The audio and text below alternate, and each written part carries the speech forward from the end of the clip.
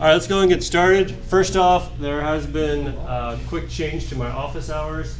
Namely, beforehand on Thursday, I think I said I'd go until 1500. That's not going to be the case because I now have a class at 1400. So instead, on Mondays after this class, I'll be here for an hour. So just be aware of the slight office hours change.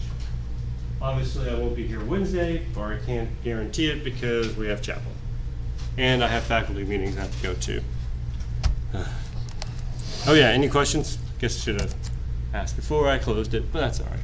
Okay, so today we're going to talk about, we're going to jump over to memory, namely with the static and heap type memory. I think y'all talked a little bit about it in OOP.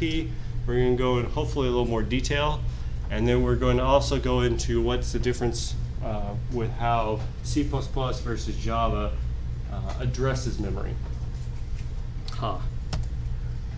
Okay, so static, that's where you know everything at runtime, or not runtime, sorry, at compile time. Whew.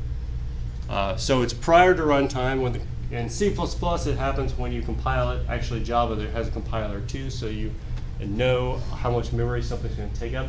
So this is stuff like your code, for example.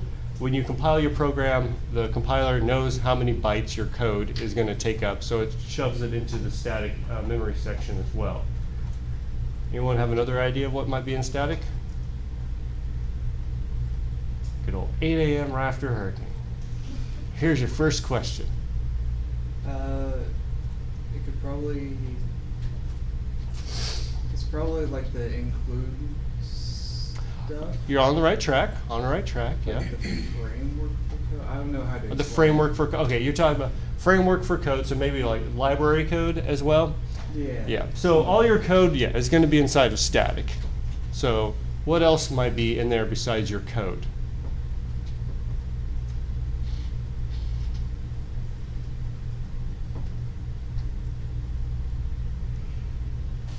All right, we'll come back to it. That's fine. Runtime stack, memory with active functions. Good morning. So this happens when you call a function, it allocates memory on the stack for your function. Did y'all go through watching the stack be created and then shrink and whatnot? Or not so much? Maybe, yes, no. I know it's Monday, come on, feedback. Can't remember, okay. And then heap will be dynamically allocated storage. All right, well, it sounds like we need to do an example.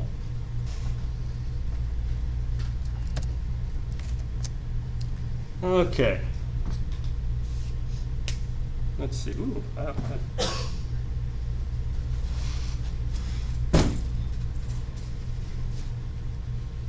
right. So it's best to think of memory as one giant array. And hopefully everyone here is familiar with hexadecimal. Yes? Good. In general, you want to do you label memory in hex. That's just how we do it. Up here, you'd start at 0x0, aka the beginning. And we'll just say this is where your kernel is, aka your operating system, blah, blah, blah, blah, blah. Okay, great. You have basically no control over that, nor do you want to at this point in time. When you take OS, you'll figure out if you ever want to mess with that stuff, but in general, you probably don't want to right now. Well, yeah, definitely don't want to right now. Good. And then we'll say that you're running your application. It may start right here, and we'll call that 0x, I don't know, give me some numbers and some letters. I'm letting y'all come up with stuff. 5, 5, 6, 6, 7, 7. 6, I'm going to put in some Fs. Okay. 0, 0. Perfect. Foo. All right, that may be where your application begins. And of course, your application has some code. Great. And then you're going to have a stack pointer. Stack pointer, SP stands for stack pointer. We're not going to talk about the frame pointer right now, just the stack pointer. And maybe it starts at 0x. We got 5, 5, 6, F, 1, 0. Okay, perfect. And where is this? Well, that's where main is. So let's go write a main. Let's go on the board. Sweet.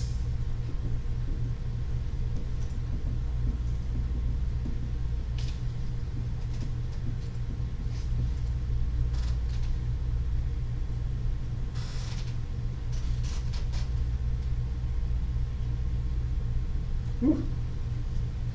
All right, so already looking at main, what two variables are part of this function?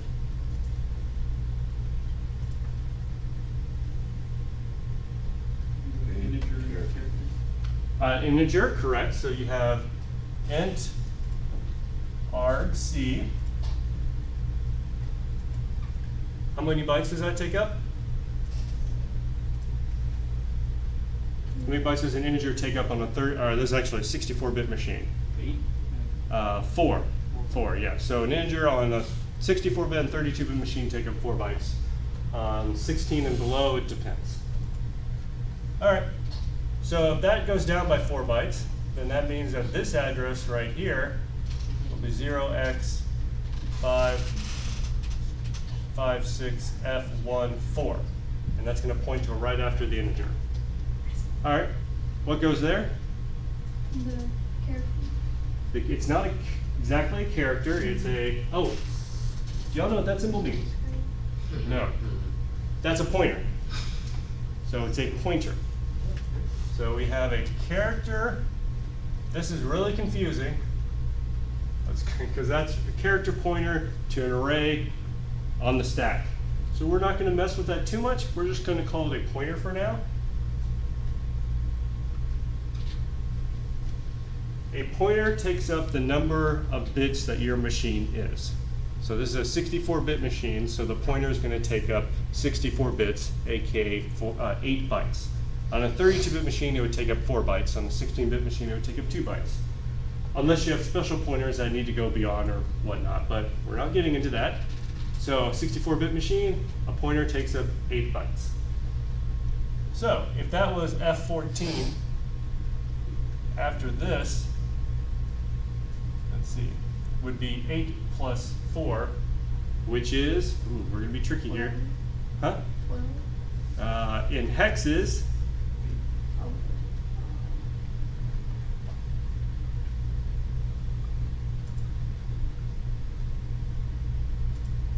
so A is 10, B is 11, C is 12. 1, C. Now see what's going on here? How it's stuffing everything in? You doing good so far? All right. Let's see. What should we do? Let's do,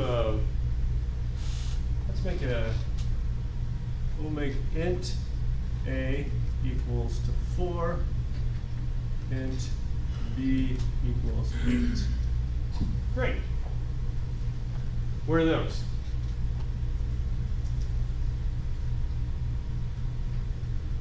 On the, where are those going to reside in our memory? Remember, it has to be stored somewhere. So I've already said 2 things are on the stack, the argc and the argv. So any local variables to the function are also going to be on the stack. So what do we have? We have int A equals 4 and int B equals 8.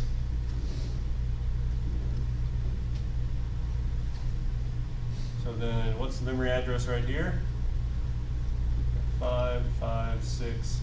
Well, 12 plus 4 is 16, and then you add another 4, so F2, 4. Because once it goes 16, it flips over the next bit because we're in base 16, and then another 4 bytes here. This right here would be this, but a 0 instead of that 4. Now see what's going on, how it's packing it in? All right. By the way, every time you add something, the stack pointer is updated to the last thing that's on the stack. Okay? All right, let's come up and make a function called int add. We'll have int num1 and int num2. And this is going to return, hold on guys, num1 plus num2. All right, not trying to be complicated. I'm just trying to show you how memory works on the computer. So, ooh, it returns an integer. Oh, this will be fun. We'll have int c equal to add of num1, oops, that was that, A and B. Okay. How we do it? So, how does the computer go about doing this? Well, we've actually allocated another integer on the stack, right? So we need to update that inside our memory. So we have int c equals, and I'm just going to leave it there for now. And now our new memory address is 556F28 going right here. And probably my big head is in the way of the stack pointer. There we go. And the stack pointer goes up there. Was I blocking that the whole time? I probably was. Well, they see it now. So. But you see it now. Okay. So now how does the computer go about from calling add and using memory? Well, now that it's going to call a function, if our execution is right here, we need to jump to right here, right? So we're going to go from here, put the arrow there. Well, what does it do? It allocates everything on the stack that's needed for add. So how much memory does add need? Oh, I'm sorry. Got a nice trip hazard right there. 12. 12? Oh, good guess. Why do you say 12? Because it has A, B, and then it returns C. Correct. So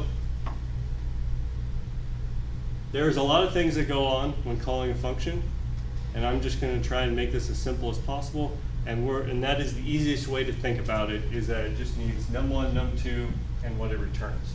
Now, in reality, it needs a lot more than just that, but we're not going to get to that right now. You'll do that in architecture.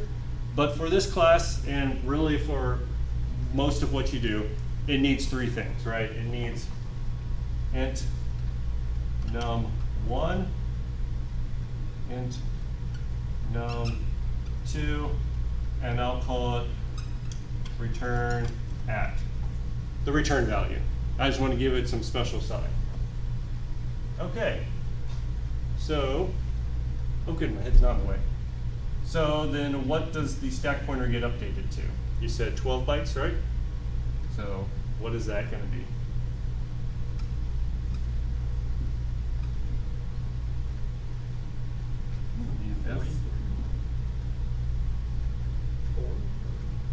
Three, or I'm sorry, 3-4 I think is what. Yeah. And then notice that the stack pointer gets updated to here. The stack pointer always knows at what point it can add more memory to the memory system. All right, so what's num1 right here? A, Which is the value of 4, 4. Num2 is 8. 8. So notice here that the computer copied the values from here and put it down here. You are not manipulating these two values. You're having a copy down here. All right? Very, very important to understand. Everyone see that? I got most people saying yes. A couple of, we're good? Okay, great. What's the return value going to be? 12. All right. So that would be probably at this stage, 12.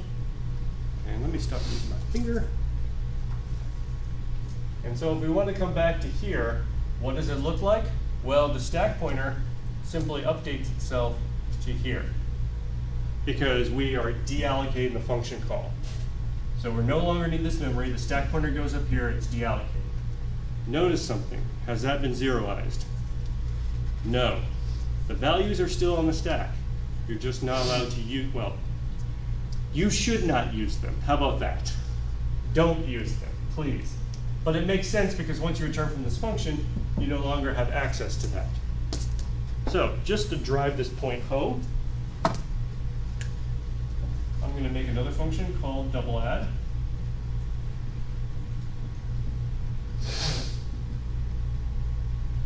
Num1, num2, and it's going to return, actually let's do it this way. Int a equals add of num1, comma num2, and int b equals the add of num1 comma num2, and then we're going to return a plus b. All right. I'm going through this even though it's going to be a lot of writing because it's very important that this makes perfect solid sense before we move on, because once we get to pointers, this is going to start getting crazy. All right, so we'll have c equal to double add of a comma, ooh, let's do c.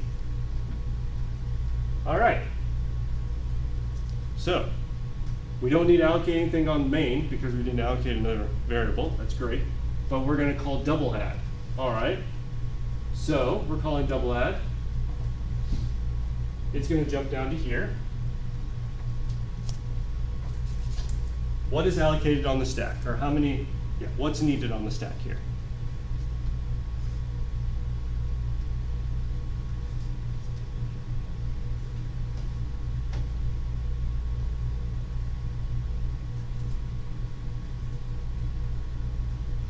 Num1, num2, int a, int b, and they'll return. You got it. All right.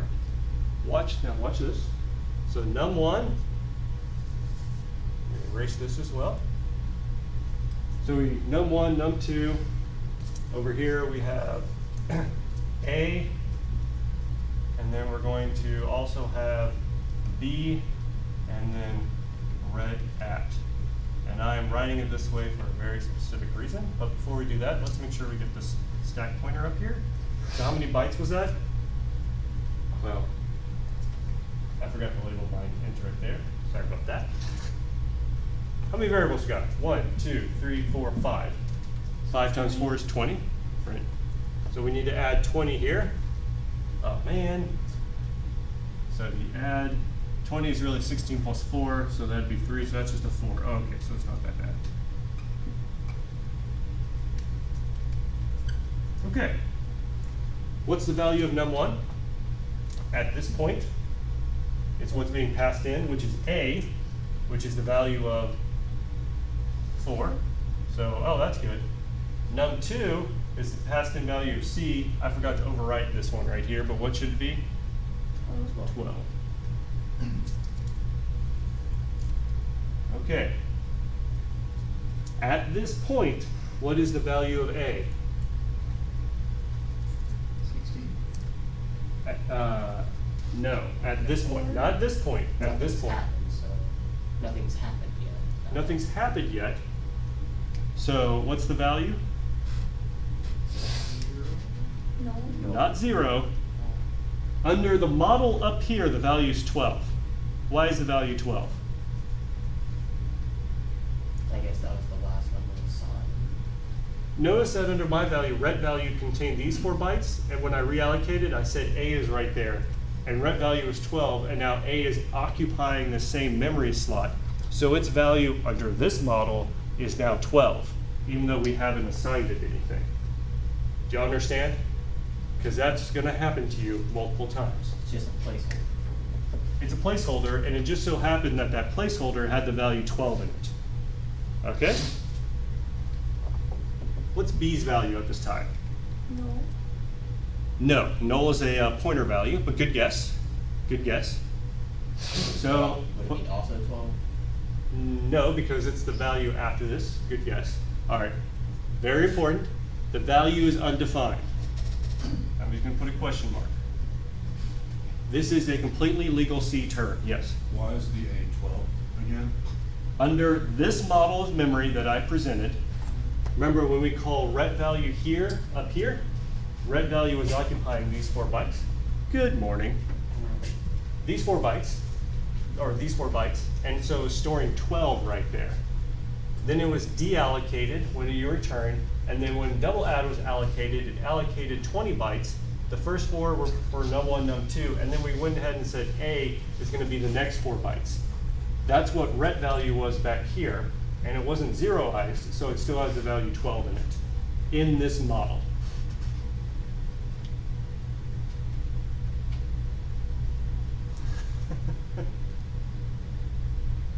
You may want to watch the video because I specifically just erased ret value and put A right there just to show that it stayed at 12. Okay. Okay? Okay. Yeah, you see? All right. Now, very important, under this model, that's what happened. Under the model that may be happening on your computer might be different, but I just want to show you that that's, when you start getting values that are not 0, this is what's happening. These two are undefined, and that is a legal C term or C++ terms. When you don't initialize a value, it is undefined. So that's just the location in memory, that's what the value is saved, Mhm. is 12. Was 12, Okay. because we haven't overwritten it yet. All right. Hey, let's call this function, or let's go here. What do we need to do? Call the add function. Call the add function, which means we need to, Get one more. yes, allocate. Yes. Allocates the word. No, you're doing right. You're doing great. Thank you. You're doing great. So we need to allocate the memory for the add function. We know that that's 12 bytes, so that's going to be, what do we have? Int num1, excuse me, num2, and we'll call it ret at. All right, so we add 12 bytes. Well, so, whoops. I think that's a C. And let me step away for a moment. And so the stack pointer is pointing to here, and now this is the add function. Hey, notice we have variable names that are the same. How does it know which one it's accessing? Because it accesses its variables based on the stack pointer minus how many bytes it needs to go to in order to access the variable. So keep in mind that these variable names are completely meaningless to the computer. It's just memory addresses. So we're calling add, so now we are up here. Num1 is what? Num1 there, which is 4, and 2 is 12. Ret is technically at that point undefined. When we get here, ret will now be 16, perfect.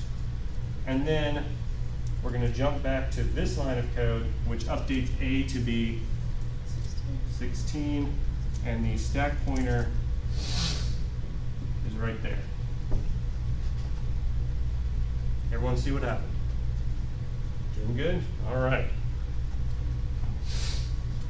Well, now what do we need to do? Do we reallocate that memory? Yeah, we allocate for a new call to add.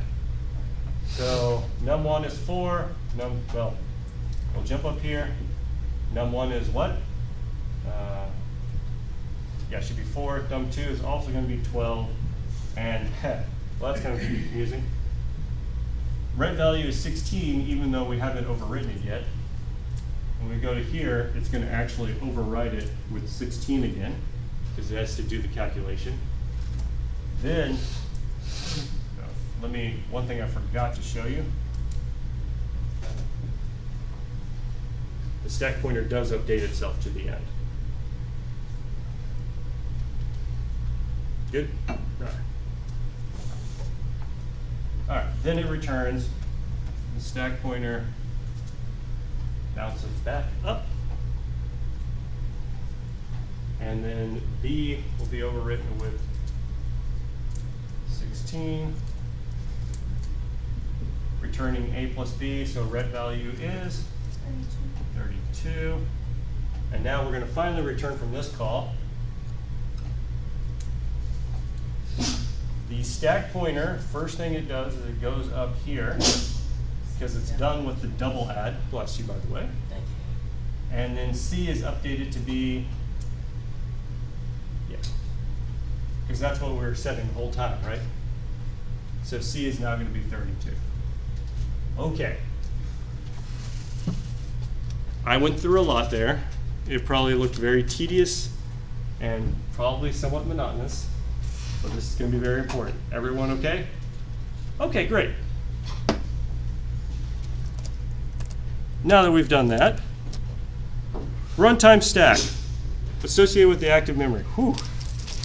We need a giant fan. Just all right. So what's on the stack?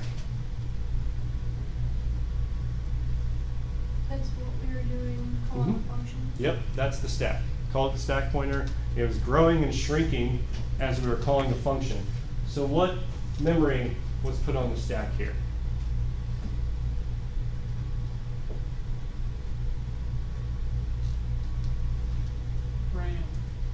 RAM is your memory. So the RAM is the physical module that's holding the memory. Which variables were on the stack? Local variable. Local variables, correct. So local variables to your functions are on the stack. Notice that main is a function, so its variables are on the stack as well. So all your local variables are going to be on the stack. Okay. The heap. Ooh. In Java, you use the heap all the time. You just didn't realize it, which is fine. And I gotta erase this.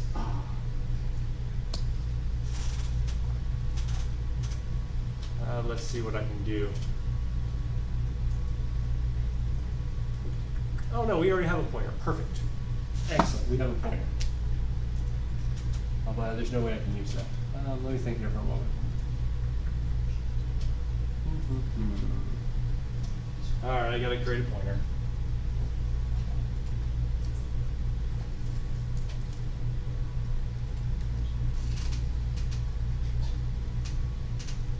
All right. Is the camera supposed to be going? Sure.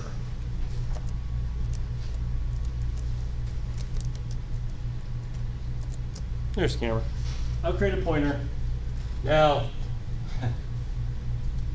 when you create the pointer, since it's known at runtime, when you actually allocated, when I was doing everything, it was all shifted down by 8 bytes. So I'm going to try and squeeze that in. But it's going to look a little funny.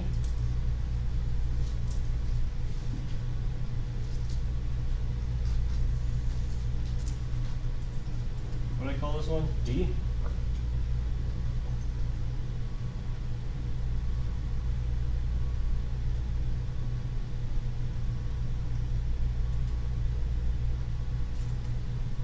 All right. A little confusing what just happened, but remember when the compiler calls the function, allocates all the memory necessary for it. I forgot to write the pointer example up there.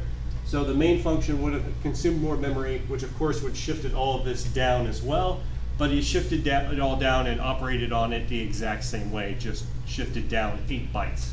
Why 8 bytes? Because a pointer in, a pointer in C and C++ is the number of bits of your machine. These 64 bits, so 64 bits is 8 bytes. All right. You use pointers all the time in Java. If you don't believe me, just explain to me what null pointer exception means, and then we got it. But a pointer in Java, they called them references, and you used them whenever you allocated something, an object actually. In C++, you don't have to allocate an object. You can allocate whatever you want to, and you can point to anything. So let me roll back real quick.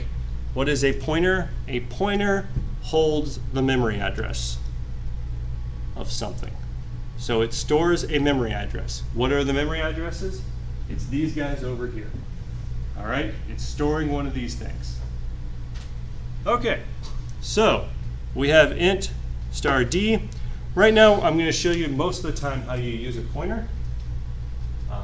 You use the new command, right? Yes? Maybe? New? I hope so. Int. Okay. So this is the heap, and it wants to allocate an integer on the heap. So notice that the static was up here. I should have written that for you. Static. Stack, or I should say the beginning of stack. The heap starts down here. And it's going to allocate an integer. How many bytes does an integer take up? 4. So we're just going to, I'm going to write it over here so my life is easier.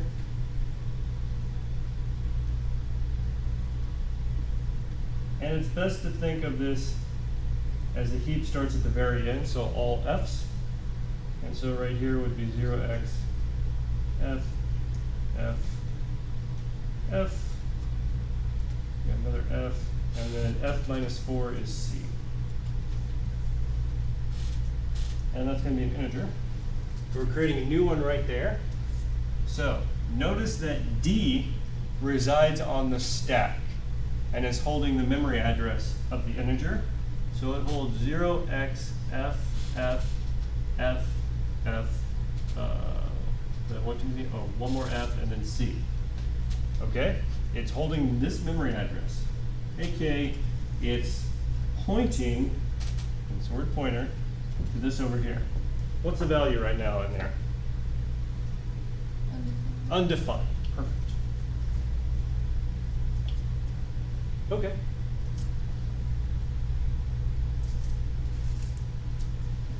When you want to set a pointer's variable, you put the star in front of it.